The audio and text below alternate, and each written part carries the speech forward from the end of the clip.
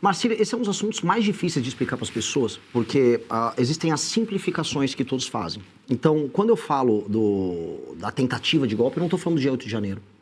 O dia 8 de janeiro, para mim, é um rescaldo de um processo. O dia 8 de janeiro foram pessoas que foram levadas a crer que elas tinham que ir para frente dos quartéis para salvar o Brasil de um golpe do Lula, um golpe do petismo, um golpe do STF, um golpe comunista. E elas ficaram sem comando ali, se organizaram numa manifestação, foram alvo, como depois foi demonstrado, de um ardil ali aparentemente, tem que ser cuidadoso que eu falar, do Flávio Dino, mas do então governo Lula, que não colocou as forças de defesa para fazer a segurança. E eu organizei já muitas manifestações pelo Brasil. Todas, especialmente as de Brasília, contavam com presença de forças nacionais. Ali não tinha. E aí essas pessoas, elas cometeram um crime, elas invadiram prédios públicos, elas depredaram os prédios públicos, e elas têm que ser punidas por isso. Não com a pena que elas receberam, mas quem invade e depreda tem que ser punido. Não é isto quando eu falo da questão do golpe. Isso aqui é um rescaldo.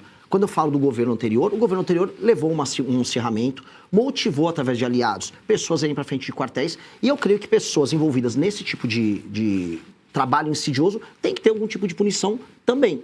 Dito isso, esse é o problema que fica complicado no Brasil. Nós estávamos vivendo já, especialmente desde 2019, começou lá com a Cruzoé, a criação de um regime paralelo dentro do STF, que é criado.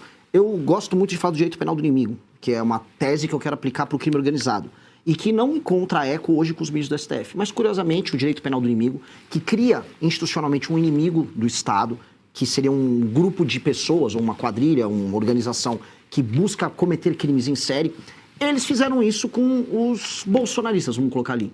Eles foram tratados como, você citou bem as milícias digitais, que foi um termo que foi criado ali, eles foram qualificados como parte de um grupo de pessoas que tem que ter parte do seu direito de defesa mitigado, e com base nesse inquérito, que aplica o direito penal do inimigo, eles foram para cima desses adversários.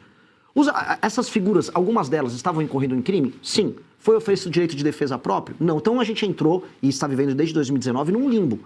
Um limbo que teve motivações políticas, retóricas em termos de ação do então presidente Bolsonaro, e que teve da parte do STF uma concentração de poder e uma violação de direito de defesa das pessoas. Até porque se a gente quiser ter direito penal do inimigo no Brasil, isso tem que passar no Congresso. Isso não tem que ser determinado por uma ação por ofício do próprio STF. Então, esse imbróglio é um imbróglio que tem que ser desfeito. E o que a gente tem que fazer num governo novo é recolocar o STF dentro de uma caixa. Só que a gente não vê vontade institucional disso acontecer, porque quem assume grandes poderes não quer abdicar deles.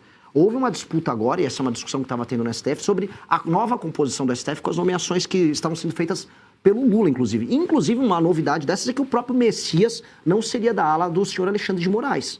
E isso motivou Alexandre de Moraes a ir contra a nomeação do Messias. E não é que isso seria bom, a gente está tão ruim em termos de democracia no Brasil, ou de instituição, é que o Lula está montando um grupo próprio para fazer talvez o que o Alexandre de Moraes faz, mas com a turma dele.